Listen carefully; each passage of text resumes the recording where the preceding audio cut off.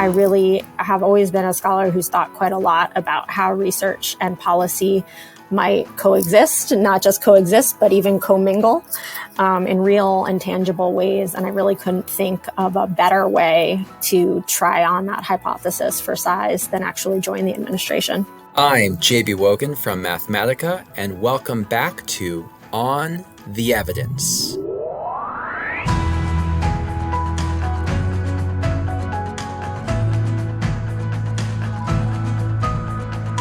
This is the second installment in a new occasional series on the show that we're calling Evidence in Government, where we talk about new developments in the halls of government and the role that evidence can or should play in decisions that could improve people's lives.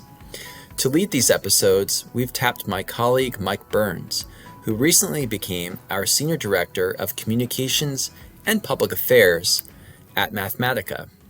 Mike previously worked in public affairs for the U.S. Department of Housing and Urban Development, the U.S. House Appropriations Committee, and for several members of Congress. For this episode, Mike speaks with Christina Ciocca Eller on the one-year anniversary of the White House Year of Evidence for Action.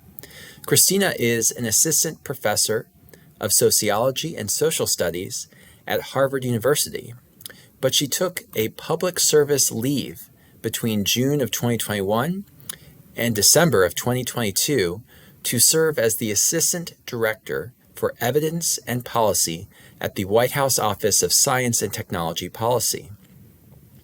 During that time, her office teamed up with the Office of Management and Budget to launch the White House Year of Evidence for Action, which sought to accelerate efforts to make evidence, data, and science central at the highest levels of federal decision-making, while pioneering new initiatives to drive evidence-based outcomes for the American people.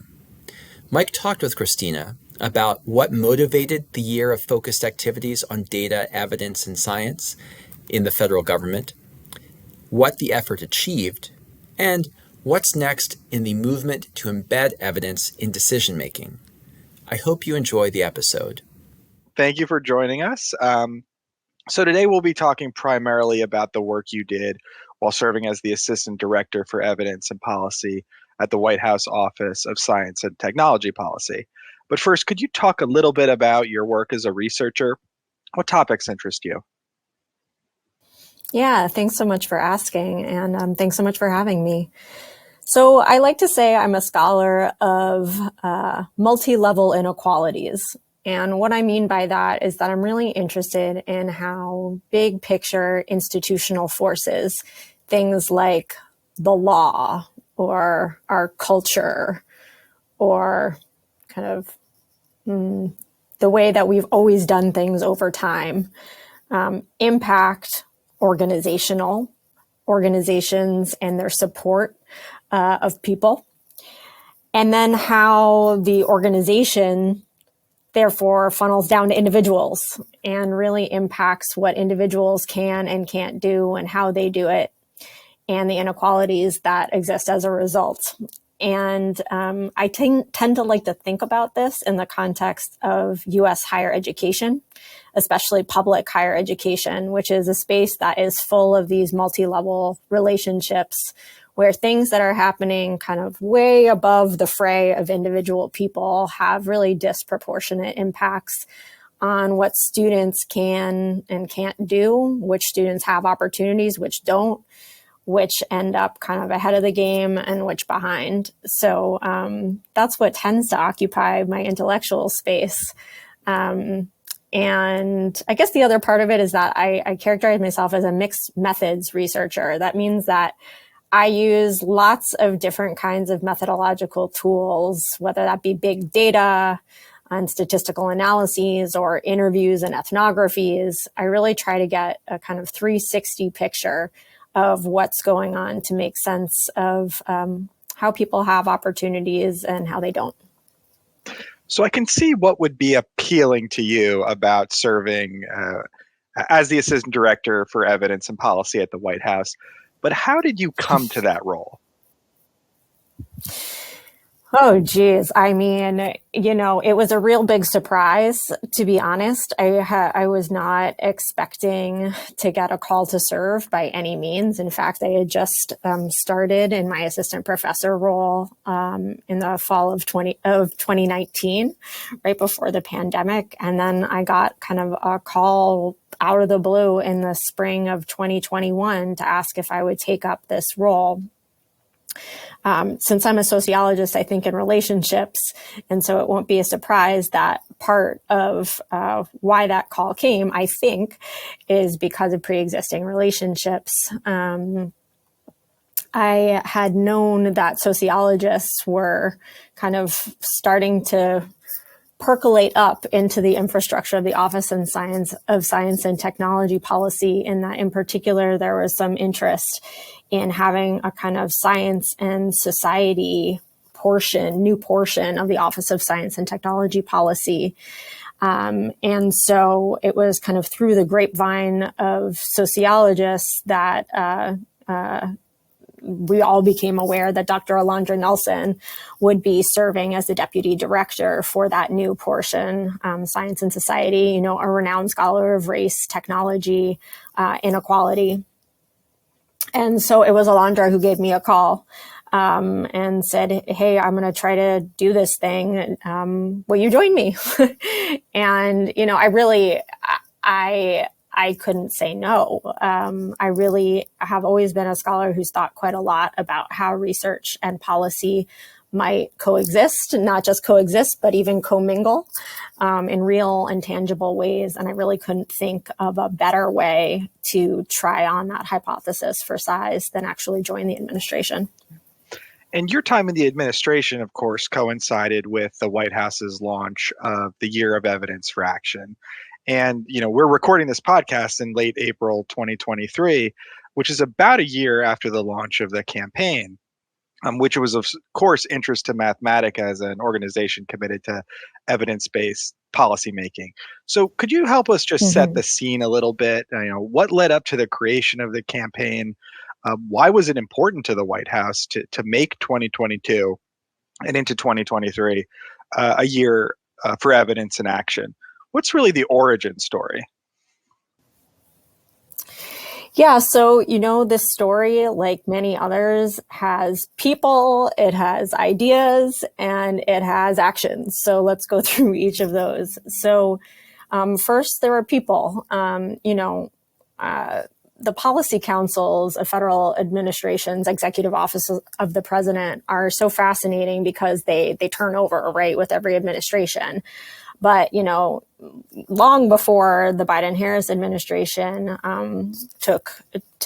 came up into their role of leadership, there were years of work going on inside the federal government, mostly across career civil servants, to try to think about the role of evidence and policymaking. And, this came up and through the Evidence-Based Policy Commission, which issued a report to Congress. Then there's a passage of the Evidence-Based Policymaking Act in 2019. And so there was a lot going on for a long period of time on evidence building, evidence use before Biden-Harris, even began to think about what it would mean to make a federal framework and kind of put the full weight of the administration behind this. And so I worked really closely with folks at the Office of Management and Budget, particularly in what's called the evidence team. This is just an incredible team of dedicated career civil servants who are trying to kind of create, generate, foster a culture of evidence inside the federal government. Not just them. There's certainly, many people who are part of this infrastructure, but they certainly play a leadership role. And through working with them, it came to my attention, it came to all of our attention at OSTP, that the spring of 22 would be the first time that federal agencies would release what they call their learning agendas. These are basically large-scale research plans that capture the kinds of questions that every federal agency was really interested in answering. So, again, career civil servants working really hard to create research plans that they would put out publicly into the world for the first time. It was always the case that there was some kind of research, evidence generation, evaluation capacity going on, but this is the first time that the plans would be introduced to the public. And so after all of this process of generation, people working really hard for a number of years, it seemed to my colleagues and the evidence team and me that this was a moment to kind of pause the planning or feel like the planning, we'd done a really good job on planning, and then jump into an action phase for evidence generation and evidence use inside the federal government. And this was also really an important thing for the Biden-Harris administration, which made the timing just perfect. In that the Biden-Harris administration, within the first week of President Biden taking office, he issued his presidential memorandum on restoring trust in government through scientific integrity and evidence-based policymaking, which OSTP and OMB together had the responsibility to fulfill and implement. So it was sort of like all the stars aligned on this idea. We got into the idea that we should move from idea generation to action. And it was at that point that we said, hey, this is time for kind of a targeted campaign to see what we actually need to do. Because it's one thing to have the idea that it's time for action. It's a completely other thing to put all of the details together, the brass tacks of strategy together to actually do the action. And so that's what we wanted to start thinking about with the Year of Evidence for Action. So what did that look like in terms of implementation of the strategy? Kind of what was it like, on a day-to-day, or what was going into it? Yeah, a lot was going into it, but I think it's important to talk about the fact that we were grounded in three key goals that allowed us to actually structure pretty much all of our action according to those three goals. So I'll just say what they were, and then I'll talk about kind of how we acted into those goals. So the first big goal was to share leading practices for the use of evidence that were coming from federal government to use research-backed data, evidence, facts in the generation of new policy and the evaluation of existing policy. So, there's already a lot of really good work going on, but the fact of the matter is there wasn't a whole lot of uplift or narrative around what exactly everyone was doing and what was working and what wasn't. So the first big thing was to share these leading practices across the federal government, but also from outside the federal government, the non-government sector back into the federal government. And that was very, a great goal, because it allowed us to have such important conversations with folks at different levels of government, not in government at all, just about what it really looked like to use evidence-informed policy well. So that was the first big one. The second one was to basically strengthen and develop new strategies for more consistent evidence use across federal agencies. And this really gets at the point that federal agencies are incredibly varied in terms of the extent to which they had built up an infrastructure for evidence generation and use over time. And not only are they varied across from one another, they're super varied within one another.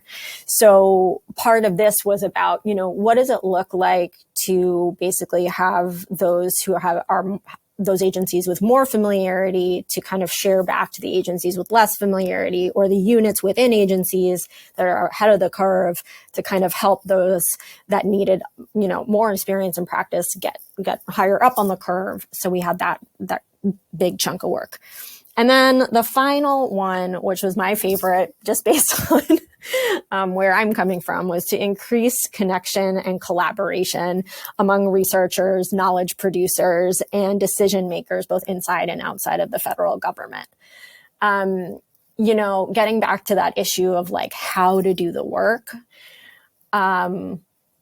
it's just striking. Now we have so many research questions that have been made public by the federal government across all federal agencies. But the fact of the matter is, within those agencies, there is simply not enough capacity to answer all of the questions. There's just not.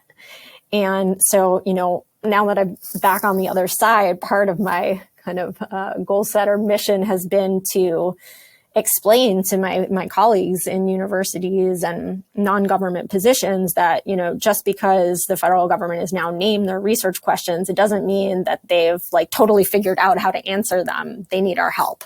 And so this third pillar was really about how do we create a broader conversation about this coordination gap that you might see between federal agencies who have lots of questions and researchers outside the federal government who have, that's our whole job to be producing research evidence. So what do it look like to harness that energy in service of these big questions that the federal government is asking? So those were the three big goals. And then we did a bunch of things. I'm happy to talk about that too. Yeah. Yes, please do. The point you made about kind of collaborating, internally with your team throughout the administration and then with other external stakeholders. Were there any insights that came up that were kind of surprising to you that maybe did have an impact on the work that you were carrying out? Yeah, a lot, which was fantastic. One of the things that I wanted to say to frame an answer to that, though, is that,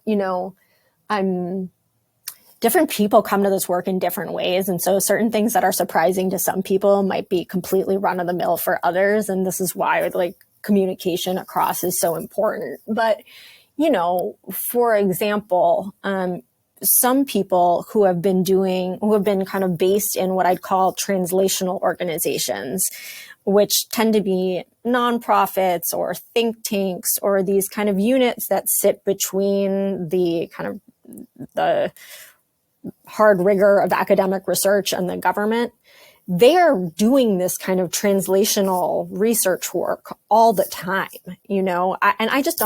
I'll speak for myself. I just didn't fully understand this layer of infrastructure that exists in the evidence space that can indeed connect with people who are kind of straight up academic researchers, take big ideas, help to explain them in ways that might be more relevant, legible to particular policy issues, and kind of formulate them so that they might be able to cross the transom. So that was a really big piece. That was an important kind of learning, was how to tap the expertise and excellence of those kinds of organizations. Another was that oftentimes the most successful evidence use is just deeply co-creational, meaning that you're working with people in community, the communities that are receiving or taking in the policy actions, or the practitioners that are serving those people in order to generate the questions and the answers in the first place. And, this is part of a broader move to have a more democratic approach to research, which is quite kind of up and coming in the social sciences in particular, but just seeing how that might work to actually enable implementation of policy at especially a local level, had big lessons for how the federal government might think about more effective policy generation using research too. And then, just looking back over the campaign's efforts through that year of Evidence for Action, what would you say are some of the biggest accomplishments? Oh, man. If there's anything I feel is among the greatest accomplishments, it was just knitting together a network of people who didn't know that the others existed, but who all could be mutually supportive of this larger endeavor of connecting I like to call it the evidence ecosystem. So we had, for example, these 12 evidence forums, which were these events co-hosted between my office, the Office of Science and Technology Policy, OMB, Office of Management and Budget, and then a group of leading nonprofit orgs and academic institutions, where we basically took up various tranches of these questions around what it looks like to do evidence-informed policy. And And I think the coolest part of that for me, and certainly the events were all very powerful, but was that then a broader network of kind of co-interested people started to form across these different nonprofits and academic institutions, which then started to trickle out into their networks and so on and so forth. And so like the ripple effect of creating this kind of community of practice, I think will continue to be really powerful. And I'm really, really pleased about that. We also had a couple of other kind of more concrete wins, I guess you'd say. One of it, which I've been really excited about, was a new program hosted by the National Science Foundation called the Analytics for Equity Initiative, which basically provides NSF, in this case contract instead of grant, but contract funds to research teams to directly answer federal agencies' research agenda questions, learning agenda questions. And so now we're actually purposing federal dollars, governed by NSF's use-inspired research mission, which sits alongside the basic research mission, in order to actually, incentivize connecting up the academic research sector with federal government researchers and policy folks, and with the hopes of being able to kind of creating a positive cycle of creating new knowledge that then could circle back into policy and so on and so forth. And then the final thing is that we were able to kind of remount some structures inside the government that will be able to attend to these issues and hopefully help with that culture of evidence and making them flourish.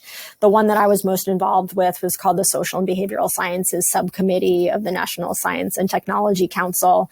And this is a really long-standing body that unfortunately had its charter revoked under the Trump administration for reasons that no one quite knows. But under Biden-Harris, we were able to remount it. And now that body is slated this spring to produce a new report on the role of social and behavioral sciences in evidence-based policy, basically. So, it was a real time of momentum, energy, and I think some concrete wins, which, if everything goes as we hope it will, part of the big goal is to create some proof of concept so that when federal agencies are going back to the Hill and saying, hey, this is a big deal, we're trying to do evidence-based policy here, folks on the Hill have their ears open and say, wow, you've done some incredible things. That's very effective. Perhaps we can budget for some more staff. Did you ever find a challenge? Because of course, we talk about evidence-based policy making, but the reality is at times there's disputes over evidence, right? And what is true, what is not. I imagine that would be a barrier to the work here. I kind of thought of that when you mentioned going to the Hill. Obviously, that's a very political place. So, but how did you navigate that context throughout the campaign and throughout your work in the administration? Yeah, it's a really great question. I think we have to situate this kind of push for evidence-based or evidence-informed as the new state-of-art policy alongside other conversations that had to do with things like scientific integrity, ethical conduct of research, and so on and so forth. Because there can be a fine line between evidence-based policy and policy-based evidence in terms of folks wanting to take research evidence to make points that they've already decided are true, regardless of what, the body of work says, which is certainly not what the Biden-Harris administration and not what any of us who are researchers would ever want to happen. So the thing that we sort of held in order to navigate some of that was that many fields of knowledge are always in transition. They're always in flux. They're super dynamic. But many fields have arrived through many, many studies at some cores of consensus that are, nothing is indisputable, but that are quite clear. There are enough studies using enough different methods over a long enough period of time to show that the science is for lack of better, relatively settled. And it's in those areas where I think we felt most strongly that it would be viable to make arguments that this is an area that we absolutely need to allocate more resources towards. And really, there are areas of settled science in most fields. It's just a matter of like doing the work to see what's settled and what's not, which is hard for a government that's quite understaffed in terms of the human talent and capacity around these issues. So I feel like where I'm talking myself into is we're sort of even in the preemptive point of like in the pre-political, because the fact of the matter is the staffing is so lean on evidence and data issues that to even do the work of understanding what the settled science is would require more people than the government currently has at its disposal. And then, just to switch gears just a little bit. So I imagine, as you're doing this work, you're dealing with a lot of large data sets, multiple agencies accessing the same evidence. Were there considerations to protecting and stewarding that data? Can you speak to the overlap of data access, collection, sharing, protection? Yeah, absolutely. This was a huge issue that we got at from a number of different angles. I mean, one of the big things that happened with the passage of the Evidence Act, which happened in 2019, was basically it was put into law that there had to be a single portal through which any user would be able to access federal data resources. And so part of the time of me being in government was the process of this single secure portal being piloted and now made public. And so questions of, data usability, data sharing, data privacy, huge issue, data privacy. I mean, this was at the same time that the Census Bureau was thinking about, for example, how to create data sets with enough privacy to allow you to both get a deep look at holistic processes, but also to protect individual identity, especially in underrepresented small subgroups, right? Like synthetic data is the term that is used as one of the possible tools in that space. So all of these things are happening side by side, and they certainly are not disconnected. I guess the other thing I would mention in that space is that, as many probably know now, there's a call out for requests for information on Statistical Directive 15 of how we collect race and ethnicity data. And that came out through the work of the Equitable Data Working Group, which I work closely with and was led by Dr. Alondra Nelson and Dr. Margot Schwab, who was the acting chief statistician during the point at which all of that work was happening. And, that was another big question about what should we have as minimum standards for data if we indeed want to pursue equity analyses and understand what policies and practices are doing for people from different backgrounds in different ways. So lots of action on data, not even to mention all of the stuff about AI and so on and so forth. But these things are extremely related, and I'm glad you brought it up. Well, it's funny you mentioned that because we are, as we speak, we have folks who are working on a response to OMB, which will be. There you go. And then, you had highlighted a lot of the momentum around evidence in this year for action. What are some of the opportunities for improvements in terms of making evidence most useful and impactful for public policy? Yeah, I mean, I think that a piece of this is, there are some kind of usual suspects that always come up in conversation. There's always if you're an academic researcher, you can't just give over your full paper. It doesn't mean anything. You need the one pager that has all the snippets of exactly what the findings are and why that matters. There's make relationships with people, because it's relationships rather than your writings that are going to matter. Like, be the person who gets called up on the phone and asked about certain issues and so on and so forth. As I've thought about it, I actually think there's a piece of this equation that is much more foundational, but potentially much more important, which is that I don't think that folks in the academy on average know a whole lot about how the federal government works, and vice versa.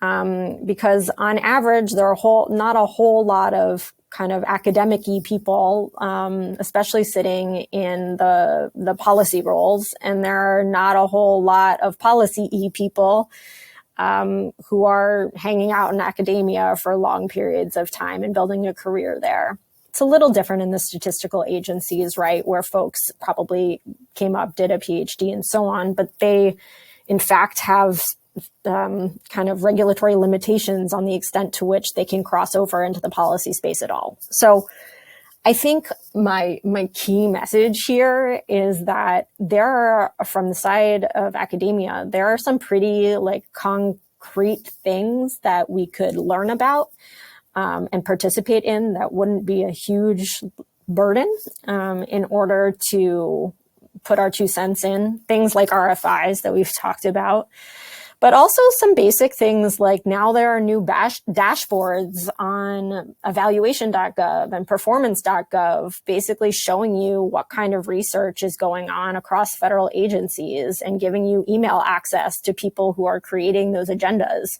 You know, we're all people at the end of the day. And I can tell you based on my experience, you know, if I email someone in government and I say, hey, I came upon this thing, it might take a week or two given capacity constraints, but I'm going to get an answer. So I think there's like this knowledge thing. I think this is like, we don't have to see it like a black box because there's plenty of information about how government works. And then from the side of government, you know, a lot of folks, a lot of structures in government do not make it easy for people to feel connected. And so I think further, they don't typically based on capacity, invest a whole lot in figuring out what motivates and incentivizes people in the academy. So I think we just have a lot more cross-fertilized learning to do. And I think that that's really at the root of how to get better at serving each other. Well, you transitioned perfectly to my next question because I can tell that you have a background in communications if I didn't already know that. But you worked in communications for several years between college and going back to earn your PhD.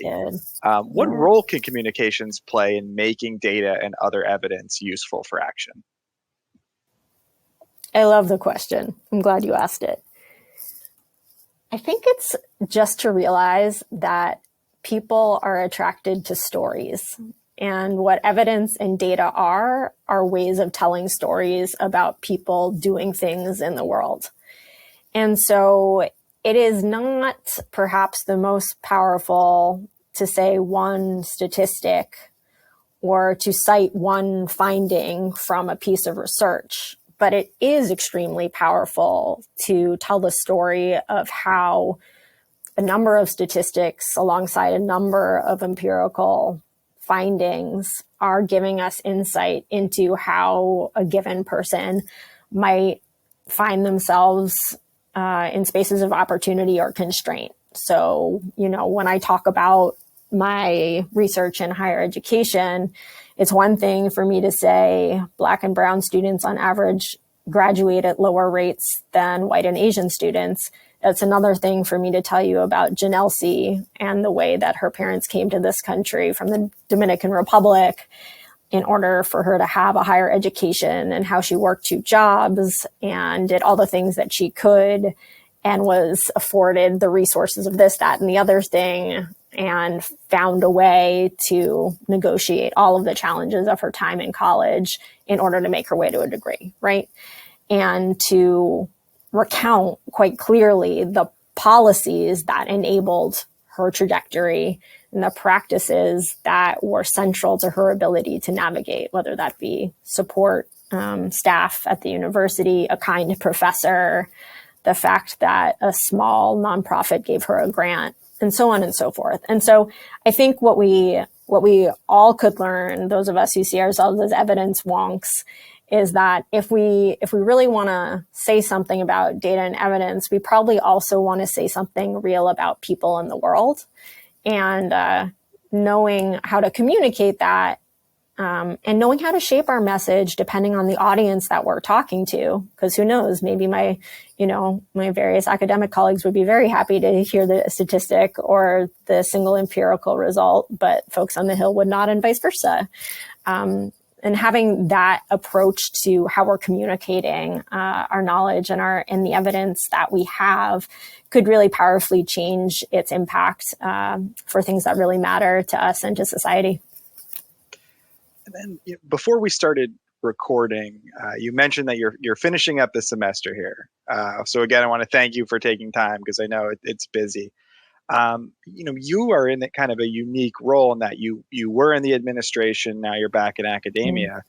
And, at Mathematica, we're always interested in developing, the advocates for evidence, right? And you have this kind of front row seat with the next generation of potential advocates for evidence. How do we reach, younger people on a topic that could be a bit wonky, but I think is very important to having meaningful impact and driving, a data-driven, evidence-based policy? That's a great question. I try on some of my communication strategies with many of my students. I think it might be quite dry for them to read a piece of research that doesn't have some sort of connection or impact on their day-to-day lives, but actually quite profound to read a piece of research that they feel they connect to and they relate to in ways that are quite personal. And so, from the perspective of pedagogy, this is a great example of when knowing your audience is really important, because stimulating initial interest in these topics comes from personal connection and probably not necessarily from a super top-down approach. So I think that's one piece of it. And then the other thing I would be absolutely remiss if I didn't say as part of this conversation is that, as much as we'd like to think that evidence, we're using this term evidence like very unilaterally, it's also like very vague, very complex, very nuanced. We still have a lot of work to do to figure out the extent to which evidence-based interventions have better and more positive impacts than, quote, non-evidence-based interventions. It's hard to know the extent to which evidence-based interventions sit alongside other things that are just simply human, like personal relationships or the concerns of people we care about, and so on and so forth. And so I actually really strongly feel that part of educating my students about evidence-based approaches is also to share with them the idea that we really owe it to ourselves to think quite critically about what evidence is, what it does, for whom, under which conditions, and to keep in mind that it really could run the risk of having quite a kind of top-down technocratic slant to it if we're not embracing the idea that this is still a fluid space that needs to be questioned and interrogated, just like any good critical thinker that we're trying to educate in higher education would be able to do. So I think, by not taking the kind of like hammer in the nail approach and actually helping to raise the question set around this, that also can be quite provocative to students and make them more interested in trying to understand and ascribe to various pieces of this overall issue that we're talking about. And Christina, I could keep asking you questions all day, so I'm going to cut myself off after this one. But I have to ask, Okay. for folks who are evidence wonks, as you called us, what should we keep an eye out for, kind of in the year ahead, coming out of the government in the evidence space? Yeah. So first of all, I would say that to me, the evidence chapter of the president's budget is like a roadmap, because it basically, spells out what the things are that we more or less know are going to happen in the year ahead. And even if they're underfunded, there's energy towards doing those things. So the first thing is just a basic, teachery point, which is to go read the evidence chapter in some depth for hints about where we should kind of be looking next. The other document that I think is really important, which usually comes out in August, so we're past the last one, is the R&D memo, co-sponsored by OSTP and OMB. That is a huge roadmap also. The other thing that I would say is that evaluation.gov has become kind of the hub of all things evidence in the federal government. When I was there, we did a bunch of content on the year of evidence for action. Now they have this great dashboard where you can basically subject sort all of the learning agendas into areas of interest. And I think that there's going to be something even more exciting coming in that space. I hope, in the few months ahead. So do subscribe to their newsletter. You can just click a button on their website and you'll be kept completely up to date with all of the kind of heavy hitting things that are coming in evidence land from the federal government. We'll be sure to keep our eyes out. Please do. Yeah. All right. Well, thank you so much, Christina. I really appreciate it. Yeah, it's my pleasure. Thanks so much for all the good questions. Thanks for listening to another episode of On the Evidence, the Mathematica podcast. This episode was hosted by Mike Burns and produced by the inimitable Rick Stoddard. Our guest was Christina Ciocca Eller. In our show notes, we'll include resources from the White House Year of Evidence for Action. You can catch future episodes of the show by following us on YouTube, Apple Podcasts, Spotify, or wherever you listen to podcasts. You can also visit us at mathematica.org/ontheevidence.